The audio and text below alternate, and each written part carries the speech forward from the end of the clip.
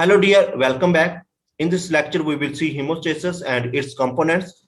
This topic is divided into three lectures, into three parts. In first part, we will see about hemostasis and its components. In second lecture, we will see hemostasis mechanism. In third lecture, we will see about coagulation disorder. This topic is very important for medical lab technologists, medical lab professionals, medical lab scientists, hematologists, medical students, and for researchers who are doing their research on coagulation disorder. Before start this lecture, if you people did not subscribe my channel, I will request you please click on subscribe and subscribe my channel, and also click on bell icon to get notification for next lecture. Now we start this topic, hemostasis and its components. First of all, we see the definition of hemostasis. Hemostasis is a condition in which blood remain in liquid state inside the blood circulation और blood vessels. Hemostasis blood की वो condition है कि जो blood vessel मौजूद होती है उनके अंदर blood liquid state के अंदर maintain रहे. अगर कोई इंजरी होती है तो उस केस के अंदर ब्लड क्लॉट बने, और क्लॉट बनने से क्या होता है कि जो ब्लड लॉस है उसको स्टॉप कर दे. That is called haemostasis. Thrombosis is a pathological condition in which blood clot is formed inside the circulation. कि इसके अंदर क्या होता है कि ब्लड की जो सर्कुलेशन ब्लड वेसल के अंदर हो रही होती है वहां पे ब्लड क्लॉट बनता है, जिसको हम थ्रोम्बोसिस बोलते हैं. Haemostasis and thrombosis, 5 types of components are involved in both hemostasis and thrombosis. First component or first one is platelets, and the second one is blood vessel wall and endothelium, and the third one is coagulation system, and the fourth one is coagulation regulatory system, and the fifth one is fibrinolytic system. These 5 components will be discussed in this lecture in detail one by one.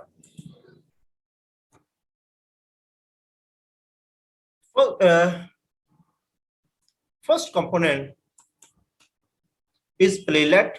A platelet are produced by megakaryocyte present in bone marrow. Normal range of platelet is 150 to 400 into 10 raised power 9 per liter. Normal life span of platelet is 8 to 10 days. Now we see the morphology of platelet. When we see the Roman whiskey stain peripheral blood smear under light microscope, the platelets appear small, diameter of 2 to 3 micrometer, approximately 1/5 the diameter of the red blood cell. इसका मतलब ये है कि अगर हम light microscopy के अंदर जो Romanowsky stain peripheral blood smear उसको हम देखते हैं तो उसके अंदर जो प्लेटलेट है उसका डायमीटर 2 से 3 माइक्रोमीटर होता है, और उसका जो साइज होता है वो 5 गुना छोटा होता है रेड ब्लड सेल से, और इसकी जो शेप होती है वो राउंड होती है, एन्यूक्लियर सेल होते हैं with prominent reddish purple granule. और इसी तरह जब हम इसी स्टेन पेरिफेरल ब्लड स्मीयर को इलेक्ट्रॉन माइक्रोस्कोप के अंदर देखते हैं तो हमें वहां पे 3 तरह के कंपोनेंट नजर आते हैं.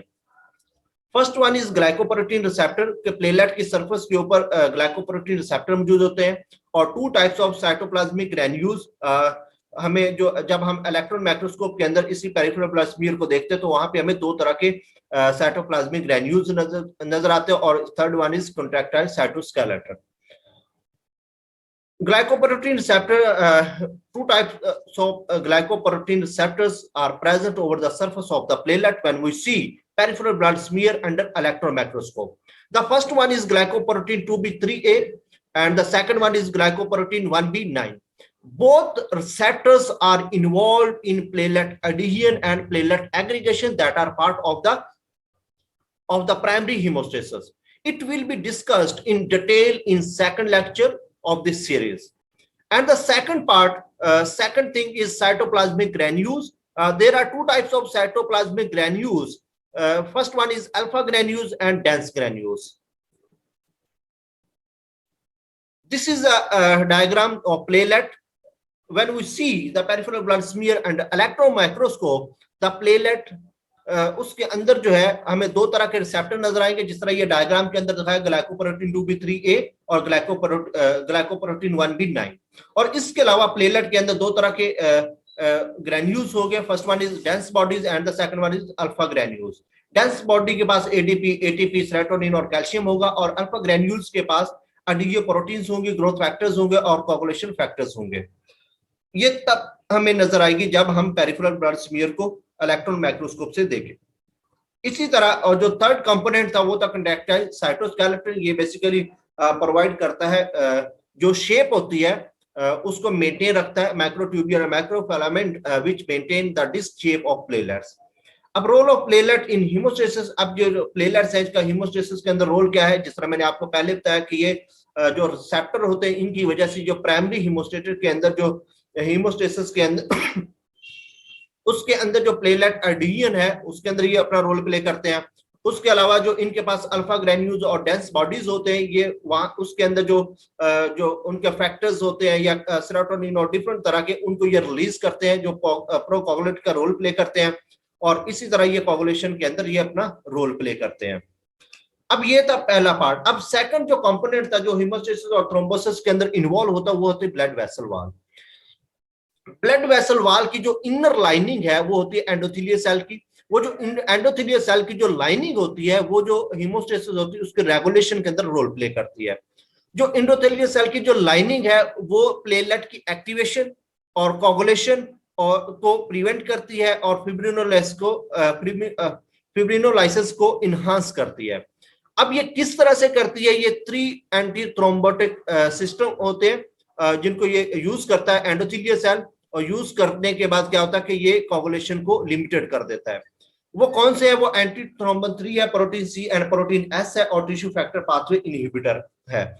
अब ये जो 3 फैक्टर है, ये जो 3 पाथवे हैं, ये जो 3 सिस्टम है, ये एंडोथेलियल सेल से इसको कंट्रोल करता है, और उसी एंडोथेलियल सेल जो इन 3 पाथवे या इन 3 सिस्टम के थ्रू क्या करता है कि ब्लड वेसल के अंदर ब्लड क्लॉट नहीं होने देता इन नॉर्मल केस।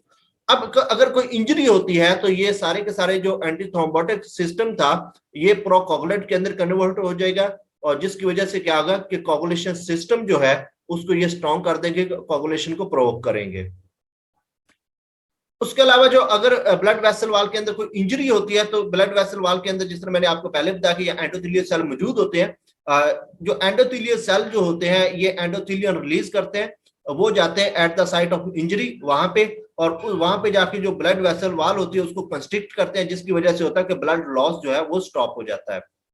तो इस तरह जो वेजो कंस्ट्रिक्शन के अंदर भी जो एंडोथेलियल सेल होते हैं वो अपना रोल प्ले करते हैं। अब ये था सेकंड कंपोनेंट जो हमारा होमोस्टेसिस या हमारा जो थ्रोम्बोसिस है उसका जो सेकंड कंपोनेंट है एंडोथेलियल या ब्लड वेसल वॉल, उसको हमने डिस्कस किया। अब जो थर्ड कंपोनेंट है वो है कोगुलेशन सिस्टम। क्या होता है कि जो कोगुलेशन फैक्टर या क्लॉटिंग फैक्टर्स होते हैं वो सारे के सारे हमारी जो ब्लड सर्कुलेशन है इसके अंदर मौजूद होते हैं। इसके अलावा जो फिब्रिनोजेन होती है या प्रोथ्रोम्बन होती है वो भी इनएक्टिवेटेड फॉर्म के अंदर ब्लड सर्कुलेशन के अंदर मूव कर रही होती है। अब ये जो जितने भी फैक्टर हैं ये कोगुलेशन के अंदर ये रोल प्ले करते हैं, और इसमें क्या होता है कि ये इनएक्टिवेटेड फॉर्म से ये एक्टिवेटेड फॉर्म कन्वर्ट हो जाते हैं, और इससे क्या होता है जो क्लॉटिंग फैक्टर्स होते हैं वो स्टार्ट कर देते हैं, वो 2 पाथवे अडॉप्ट करते हैं, एक्सट्रिंसिक और इंट्रिंसिक पाथवे। और इसके 3 तरह के पाथवे होते हैं, एक्सट्रिंसिक, इंट्रिंसिक और कॉमन पाथवे। जो एक्सट्रिंसिक पाथवे होता है इसके अंदर जो क्लॉटिंग जो फैक्टर्स होते हैं वो फैक्टर 7 होता है। इंट्रिंसिक पाथवे के अंदर जो क्लॉटिंग फैक्टर होता है फैक्टर 8, 9, 11 एंड 12 होते हैं, और जो कॉमन पाथवे इसके अंदर 2, 5, 10 प्रोथ्रोम्बन और फिब्रिनोजेन आ जाते हैं। अब 2 तरह के कोगुलेंट मौजूद होते हैं, प्रोकोगुलेंट एंड एंटी कोगुलेंट। प्रोकोगुलेंट वो तमाम फैक्टर जो प्रमोट करते हैं क्लॉटिंग को, और एंटी कोगुलेंट वो तमाम फैक्टर जो इनहिबिट करते हैं कोगुलेशन को। अब इन जो पाथवे हैं अब इनको 1 बाय 1 करके इसके अंदर डिस्कस करते हैं। सबसे पहले हम एक्सट्रिंसिक पाथवे की बात करते हैं। इसके अंदर हमें एक्सोजीनस ट्रिगर चाहिए होता है, इसीलिए इसका नाम भी एक्सट्रिंसिक है। और इसके अलावा ये भी देखा गया कि जहां पे वेस्कुलर इंजरी होती है वहां पे जो हमारे सेल होते हैं एंडोथेलियल सेल होते हैं वो टिश्यू फैक्टर रिलीज करते हैं, जिसकी वजह से एक्सट्रिंसिक पाथवे इनिशिएट होता है। और ये जो टिश्यू फैक्टर होते हैं ये जाते हैं जाके फैक्टर 7 को एक्टिवेट कर देते हैं। इस तरह से जब फैक्टर 7 एक्टिवेट होता है तो वो जाके आगे कॉमन पाथवे को एक्टिवेट कर देता है, और कॉमन पाथवे के अंदर होता क्या है कि जो फैक्टर 10 होता है वो बनाता है, वो एक्टिवेट कर देता है प्रोथ्रोम्बन को, जो इनएक्टिवेटेड फॉर्म के अंदर ब्लड सर्कुलेशन के अंदर मौजूद होती है, और जो प्रोथ्रोम्बन होती है वो कन्वर्ट हो जाती है थ्रोम्बन के अंदर। अब थ्रोम्बन जो है ये वो कह लें कि एंड प्रोडक्ट है जो इस पाथवे में प्रोड्यूस होती है, जो जाके इनएक्टिवेटेड फॉर्म, इनसॉल्युबल फॉर्म के अंदर जो फिब्रिनोजेन हमारी ब्लड सर्कुलेशन के अंदर मौजूद होती है उसको फिब्रिन के अंदर कन्वर्ट कर देती है, और यही फिब्रिन होती है जो जाके मैशवर्क बना लेती है और क्लॉट को स्टेबल कर देती है। एक्सट्रिंसिक पाथवे को असेस करने के लिए हम पीटी का टेस्ट लेबोरेटरी के अंदर परफॉर्म करते हैं, जिससे जो फैक्टर 7 है और इसके अलावा कॉमन पाथवे के जितने भी फैक्टर है उसकी मॉनिटरिंग इस टेस्ट के जरिए की जा सकती है। उसके बाद है इंट्रिंसिक पाथवे। इंट्रिंसिक पाथवे के अंदर क्या होता है कि जो फैक्टर 12 हैगमैन फैक्टर जो है, ये जब किसी भी थ्रोम्बोजेनिक सरफेस से एक्सपोज होगा तो ये इस इंट्रिंसिक पाथवे को इनिशिएट कर देगा। इंट्रिंसिक पाथवे के अंदर फैक्टर 8, 9, 11, 12 प्रीकैलिक्रीन और high molecular weight potassium dependent जो है इसके अंदर मौजूद होते हैं। अब इस पाथवे को असेस करने के लिए हम एपीटीटी या पार्शियल थ्रोम्बोप्लास्टिन टाइम का टेस्ट परफॉर्म करते हैं, और जिसके जरिए से जो फैक्टर इंट्रिंसिक पाथवे के अंदर जितने भी फैक्टर इन्वॉल्व होते हैं उसके जो है उसका हमें आइडिया हो जाता है कि वो फैक्टर मौजूद है या नहीं है।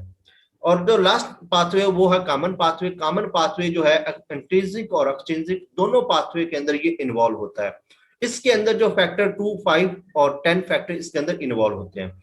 यहाँ पे एक बात बताता जाऊं कि जो एक्सट्रिंसिक पाथवे होता है और जो हम वारफरिन हम यूज करते हैं, इसकी जो हम जो इसकी मॉनिटरिंग के लिए भी हम पीटी का टेस्ट परफॉर्म करते हैं, और इंट्रिंसिक पाथवे और जो हेपारिन है उसकी मॉनिटरिंग के लिए हम एपीटीटी या पीटीटी का टेस्ट परफॉर्म करते हैं।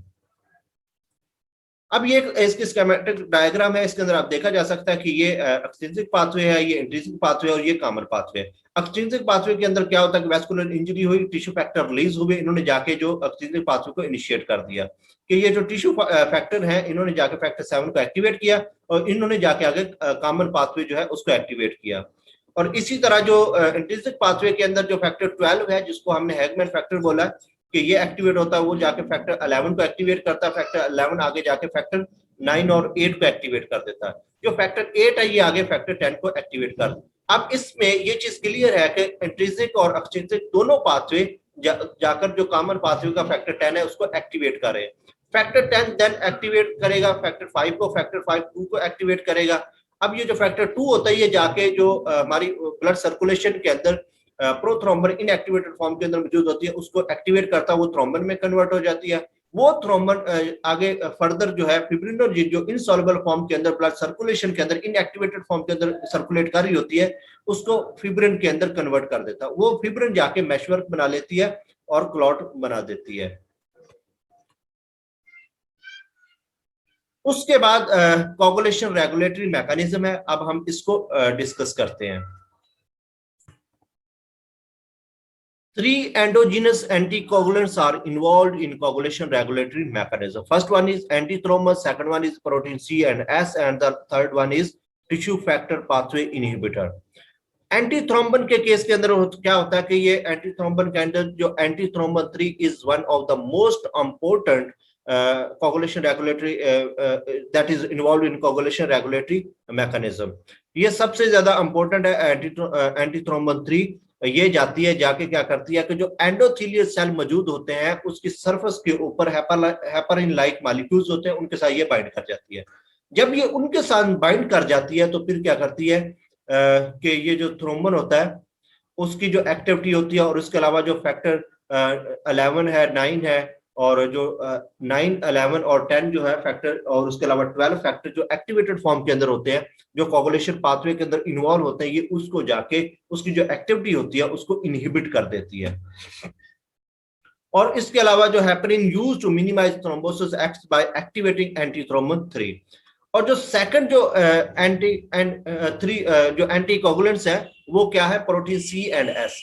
और जो प्रोटीन सी एंड एस इसके केस के अंदर क्या होता है कि जो हमारी ब्लड वेसल वॉल होती है वो एंडोथेलियल सेल के साथ उसकी जो लाइनिंग होती है वो एंडोथेलियल सेल से होती है, और उसके अंदर जो है थ्रोम्बोमोडुलिन जो है मौजूद होते हैं। वो जो थ्रोम्बोमोडुलिन मौजूद होते हैं, अब जिस तरह हमने पहले डिस्कस किया कि जो एक्सट्रिंसिक और इंट्रिंसिक पाथवे जाके एक्टिवेट करते हैं किसको, जो कॉमन पाथवे में क्या होता है कि जो प्रोथ्रोम्बन वो थ्रोम्बन में कन्वर्ट हो जाती है। वो जो थ्रोम्बन होती है वो थ्रोम्बोमोडुलिन जो मौजूद होते हैं एंडोथेलियल सेल की सरफेस के ऊपर उसके साथ आके अटैच हो जाती है, जब वो थ्रोम्बन आके थ्रोम्बोमॉड्यूलिन के साथ अटैच होती है तो फिर ये प्रोटीन सी को एक्टिवेट कर देती है। अब ये जो प्रोटीन सी होती है ये जाती है प्रोटीन एस के पास, और प्रोटीन सी और एस दोनों मिलकर कॉम्प्लेक्स बना लेती है। जब प्रोटीन सी और एस दोनों कॉम्प्लेक्स बनाती हैं तो फिर जाके जो फैक्टर 5 और फैक्टर 8 जो है, जो इंट्रिंसिक पाथवे के अंदर और कॉमन पाथवे के अंदर इन्वॉल्व होते हैं, उनको जाके ये इनएक्टिवेट कर देती है। इस तरह से जो कोगुलेशन का जो मैकेनिज्म है वो स्टॉप हो जाता है। Third one is tissue factor pathway inhibitor. ये भी एंडोथेलियल सेल इसको रिलीज करता है, जो क्या करता है जाके जो एक्सट्रिंसिक पाथवे के अंदर जो टिश्यू फैक्टर और फैक्टर 7 जो है वो आपस में कॉम्प्लेक्स बनाया होता है, ये भी जाके उनके साथ अटैच हो जाती है और उसको कॉम्प्लेक्स को इनएक्टिवेट कर देती है। अब हम इसको डायग्राम के अंदर देखते हैं कि सबसे पहले जो प्रोटीन सी और एस है, ये एंडोथेलियल सेल है, जो ब्लड वेसल वॉल की जो लाइनिंग के अंदर जो एंडोथेलियल सेल मौजूद है। इसके बाद जो थ्रोम्बोमॉड्यूलिन मौजूद है, ये थ्रोम्बन जो हमारी ब्लड सर्कुलेशन के अंदर मूव कर रही थी, जो पहले कोगुलेशन पाथवे जब स्टार्ट हुआ तो उसने उसके अंदर जो फैक्टर 2 था उसने जाके प्रोथ्रोम्बन को थ्रोम्बन के अंदर कन्वर्ट कर दिया। अब वो जो थ्रोम्बन है, जब वो थ्रोम्बोमॉड्यूलिन के साथ आके अटैच होती है तो ये दोनों मिलकर ये जो कॉम्प्लेक्स है ये एक्टिवेट कर देता प्रोटीन सी को। अब ये एक्टिवेटर जो प्रोटीन सी होती है, ये जाती जाके प्रोटीन एस के साथ क्या करती है, बॉन्ड बना लेती है। अब ये जो कॉम्प्लेक्स होता है, ये कॉम्प्लेक्स जाता है जाके जो हमारा फैक्टर 5 होता है और फैक्टर जो 8 होता है, जो एक्टिवेटेड फॉर्म के होता है, ये उन दोनों को जाके इनएक्टिवेट कर देती है। और दूसरी तरफ ये टिश्यू फैक्टर पाथवे इनहिबिटर है। इसके अंदर क्या होता है कि ये एंडोथेलियल सेल है, यहाँ पे इंजरी हुई, टिश्यू फैक्टर रिलीज हुए, टिश्यू फैक्टर जब रिलीज हुए तो इन्होंने जाके क्या किया, फैक्टर 7 के साथ कॉम्प्लेक्स बना लिया। अब जब इसने कॉम्प्लेक्स बनाया तो वहां पे आके जो टिश्यू फैक्टर पाथवे इनहिबिटर है वो इनके साथ आके अटैच हो जाएगा। अब ये टिश्यू फैक्टर, ये फैक्टर 7 है, ये आप हमारा TFPI है। अब जब TFPI जो है इस कॉम्प्लेक्स के साथ आके जब बाइंड करेगा तो फिर क्या होगा, जो एक्सट्रिंसिक पाथवे है वो स्टॉप हो जाएगा। जो फैक्टर 7 जो आगे जाके कॉमन पाथवे को उसको इनिशिएट कर रहा था, उसको एक्टिवेट कर रहा था, अब वो नहीं करेगा। तो इस तरह से जो हमारी जो कोगुलेशन रेगुलेटरी पाथवे है वो वर्क करता है।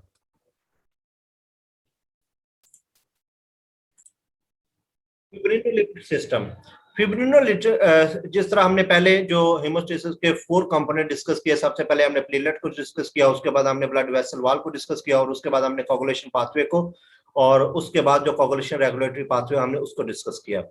तो उसके बाद लास्ट वन जो है कंपोनेंट जो हेमोस्टेसिस और थ्रोम्बोसिस का, वो है फिब्रिनोलिटिक सिस्टम। इसके अंदर क्या होता है कि जो हमारी ब्लड जो अगर किसी साइड के ऊपर इंजरी हुई है, वहां पे क्लॉट बन गया, तो उस क्लॉट की जो रिमूवल होती है वो होती है जो फिब्रिन जो मौजूद होता है उसको रिमूव करके। जो फिब्रिन को जब रिमूव किया जाता है तो वो जो क्लॉट होता है वो भी ऑटोमेटिकली खत्म हो जाता है। तो अगर ऐसे जो फिब्रिनोलिटिक सिस्टम ना हो तो फिर क्या होता है कि वो जो क्लॉट जो है वो पैथोलॉजिकल कंडीशन क्रिएट कर सकता है। अब ये होता कैसे है, इसके अंदर क्या होता है कि जो एंडोथेलियल सेल होते हैं, जो ब्लड वेसल वॉल के साथ जो की जो इनर लाइनिंग होती है वो एंडोथेलियल सेल से होती है। वो एंडोथेलियल सेल जो होते हैं वो प्लाज्मिनोजिन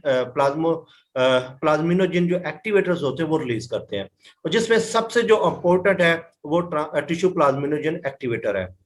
और उसके अलावा ये यूरोकाइनेज भी हैं, उनको भी रिलीज करते हैं, ये भी प्लाज्मिनोजन एक्टिवेटर होते हैं। अब ये जो एक्टिवेटर हैं ये जाते हैं जो हमारी ब्लड सर्कुलेशन के अंदर प्लाज्मिनोजन मौजूद होती है, ये उसको एक्टिवेट करते हैं, वो प्लाज्मिनोजन कन्वर्ट हो जाती है प्लाज्मिन के अंदर। अब ये जो प्लाज्मिन है इसके अंदर इतनी कैपेबिलिटी होती है कि वो जाके जो फिब्रिन जो स्ट्रक्चर है, ये मैशवर्क जो बनाया होता है क्लॉट के ऊपर, ये उसको जाके ब्रेक कर देती है, उसकी डिग्रेडेशन कर देती है। एक तो ये सिंपल सा पाथवे है कि जिसके अंदर ब्लड वेसल वॉल की जो इनर लाइनिंग है वहां पे एंडोथेलियल सेल मौजूद होते हैं, वो क्या करते हैं, वो प्लाज्मोनिजन एक्टिवेटर, और जिसके अंदर जब मोस्ट इंपोर्टेंट टिश्यू प्लाज्मोनिजन एक्टिवेटर उनको रिलीज करते हैं, वो जाती है जो ब्लड सर्कुलेशन के अंदर प्लाज्मोनिजन मौजूद होती है उस इनएक्टिवेटेड फॉर्म के अंदर, उसको एक्टिवेट करती है, प्लाज्मिन बनती है, प्लाज्मिन जाके जो फिब्रिनोलिटिक सिस्टम है उसको एक्टिवेट कर देती है, जिससे क्या होता है कि क्लॉट रिमूव हो जाता है। अब जो फ्री प्लाज्मिन है हमारी जो ब्लड सर्कुलेशन के अंदर जो free plasmin is rapidly inactivated by binding to a plasmin protein named alpha 2 antiplasmin. अब ये जो प्लाज्मिन है ये कोगुलेशन पाथवे में प्रोड्यूस हुई थी जो ब्लड सर्कुलेशन के अंदर मूव कर रही है, और इसी जो प्लाज्मिन है जिसको जाके ये क्या करेगा, इनएक्टिवेट कर देगा। और इसके अलावा जो हमारे प्लाज्मिनोजिन जो एक्टिवेटर जो प्रोड्यूस हो रहे हैं बॉडी के अंदर, उनको जो कंट्रोल किया जाता है, लाइक जो टिश्यू प्लाज्मिनोजिन एक्टिवेटर्स हैं या यूरोकाइंस हैं, इनको कंट्रोल किया जाता है कि plasminogen activator inhibitor 1 PAI secreted by endothelial cell, कि एंडोथेलियल सेल इनको सेक्रेट करता है। और जब जो फिब्रिन है इसकी ब्रेकडाउन होती है तो इससे डिफरेंट टाइप्स के फ्रेगमेंट बन जाते हैं, fragment like X, Y, D, E and DD, जिसको डी डाइमर भी बोलते हैं, डी डाइमर्स भी बोलते हैं, और इसका बकायदा एक टेस्ट भी किया जाता है। D dimer is used as a marker for thrombosis and is used for the diagnosis of disseminated intravascular coagulation disorder. अब इसको हम डायग्राम के अंदर देखते हैं कि ये किस तरह से होता है, कि ये क्लॉट है, और ये एंडोथेलियल सेल है और ब्लड वेसल की जो इनर लाइनिंग है। अब ये जो एंडोथेलियल सेल है ये यूरोकाइनेज एंजाइम प्रोड्यूस करते हैं और टिश्यू प्लाज्मिनोजन एक्टिवेटर रिलीज करते हैं। अब बॉडी के अंदर क्या हुआ कि जब कोगुलेशन पाथवे स्टार्ट हुआ तो उसने जाके क्या किया, प्लाज्मिनोजन को एक्टिवेट किया प्लाज्मिन के अंदर। अब वो जो प्लाज्मिन होती है वो ब्लड सर्कुलेशन के अंदर मूव कर रही होती है। अब ये जो टिश्यू प्लाज्मिनोजन एक्टिवेटर्स हैं या यूरोकाइनेज हैं, ये जाके क्या करते हैं कि ये प्लाज्मिनोजन को प्लाज्मिन के अंदर कन्वर्ट नहीं होने देते, ठीक है, जिसकी वजह से प्लाज्मिन की जो प्लाज्मिनोजन है जो बॉडी के अंदर मूव कर रही होती है उसको कन्वर्ट कर देते हैं प्लाज्मिन के अंदर। ये प्लाज्मिन जाती है जाके जो फिब्रिन जो होते हैं उनकी ब्रेकडाउन कर देती है, जिससे क्या कहते हैं फिब्रिन डिग्रेडेशन प्रोडक्ट्स बन जाती है।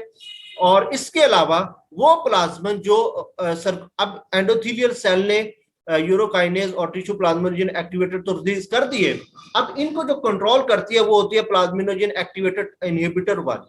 ये भी एंडोथेलियल सेल ही सेक्रेट करता है, जो जाके इसकी जो एक्टिविटी होती है उसको कंट्रोल करती है। अब जब ये इसने जाके क्या किया, प्लाज्मिनोजन को प्लाज्मिन के अंदर कन्वर्ट कर दिया। अब ये जो प्लाज्मिन है, कुछ तो प्लाज्मिन वो है जो यहाँ पे आके यूटिलाइज होगी, उसने फिब्रिन जो है उसकी ब्रेकडाउन कर दी फिब्रिन डिग्रेडेशन प्रोडक्ट्स के अंदर, और उसके बाद जो रिमेनिंग प्लाज्मिन थी वो ब्लड सर्कुलेशन के अंदर मूव कर रही होगी। अब जो ब्लड सर्कुलेशन के अंदर अल्फा 2 एंटीप्लाज्मिन मौजूद होती है। अल्फा 2 एंटीप्लाज्मिन क्या करती है, वो प्लाज्मिन के साथ बॉन्ड बना लेती है और उसको इनएक्टिवेट कर देती है और उसकी जो एक्टिविटी होती है उसको स्टॉप कर देती है। इस तरह से जो फिब्रिनोलिटिक सिस्टम जो है वो वर्क करता है। और लास्ट के अंदर ये ओवरव्यू है, जितना भी हमने डिस्कस किया इसके अंदर सबसे पहले ये एक्सट्रिंसिक पाथवे है, और एक्सट्रिंसिक पाथवे में क्या था कि ये सारा जो टिश्यू फैक्टर रिलीज होता है वो फैक्टर 7 को एक्टिवेट करते हैं, वो जाके कॉमन पाथवे को एक्टिवेट करते हैं, और जिससे क्या होता था, फिब्रिन बनती थी। और इसके अलावा जो अगर हम इसके जो रेगुलेटरी की बात करें तो टिश्यू फैक्टर जो पाथवे इनहिबिटर है वो आता है फैक्टर 7 और टिश्यू फैक्टर को इनएक्टिवेट कर देता है, जिसकी वजह से क्या होता है कि कॉमन पाथवे स्टार्ट नहीं होता, जो कोगुलेशन है वो स्टॉप हो जाती है। और दूसरी तरफ ये इंट्रिंसिक पाथवे है जिसके अंदर क्या होता है कि फैक्टर 12 एक्टिवेट होता है और वो आगे जाके फर्दर जो हमारे कॉमन पाथवे उसको स्टार्ट कर देता है। इसमें हमने प्रोटीन सी और एस की बात की। जो प्रोटीन सी और एस क्या करते हैं, ये एंडोथेलियल सेल जो होते हैं उनके अंदर जो थ्रोम्बोमोडुलिन मौजूद होते हैं, थ्रोम्बोमोडुलिन के साथ जब आके थ्रोम्बन अटैच होती है तो उससे क्या होता है, प्रोटीन सी एक्टिवेट हो जाती है, प्रोटीन सी जाके प्रोटीन एस के साथ कॉम्प्लेक्स बनाती है। प्रोटीन सी और एस का जो कॉम्प्लेक्स होता है वो फैक्टर 8 और फैक्टर 5 को इनएक्टिवेट कर देता है। और उसके अलावा जो कॉमन पाथवे इसके अंदर फिब्रिन बनती है। अब इस फिब्रिन की जो ब्रेकडाउन होती है वो किससे होती है कि एंडोथेलियल सेल जो होते हैं वो टिश्यू प्लाज्मिनोजन एक्टिवेटर रिलीज करते हैं, वो हमारे कह लें कि उसके अलावा जो यूरोकाइनेज है इनको रिलीज करते हैं। ये प्लाज्मिनोजन एक्टिवेटर होते हैं, जो प्लाज्मिनोजन हमारी ब्लड सर्कुलेशन के अंदर नॉर्मली मूव कर रही होती है, ये उसको एक्टिवेट कर देते हैं प्लाज्मिन के अंदर। अब ये जो प्लाज्मिन होता है ये जाके जो क्लॉट होता है फिब्रिन का, जो फिब्रिन होती है उसकी डिग्रेडेशन कर देता है डिफरेंट प्रोडक्ट्स के अंदर, और उसके अंदर एक डी फ्रैगमेंट या डी डाइमर्स भी प्रोड्यूस करता है। अब ये जो इसकी जो प्लाज्मिन की जो एक्टिविटी होती है वो अल्फा 2 एंटीप्लाज्मिन जो है वो इसको कंट्रोल करता है, और जो टिश्यू प्लाज्मिनोजन की जो एक्टिवेटर जो है और उसके अलावा जो यूरोकाइनेज है, इनकी जो एक्टिविटी होती है, इसके लिए भी जो हमारी बॉडी जो ब्लड वेसल वॉल के अंदर जो एंडोथेलियल सेल होते हैं वो सक्रिएट करते हैं, जो इसके प्लाज्मिनोजन एक्टिवेटर इनहिबिटर 1 जो इसकी एक्टिविटी को कंट्रोल करते हैं। तो ये था हीमोस्टेसिस और उसके डिफरेंट कंपोनेंट्स, 5 कंपोनेंट, जिसको हमने 1 बाय 1 करके डिस्कस किया। नेक्स्ट लेक्चर के अंदर हम हीमोस्टेसिस का मैकेनिज्म डिस्कस करेंगे, जिसके अंदर प्राइमरी हीमोस्टेसिस और सेकेंडरी हीमोस्टेसिस होगी। Thank you very much for watching this video. Good bye.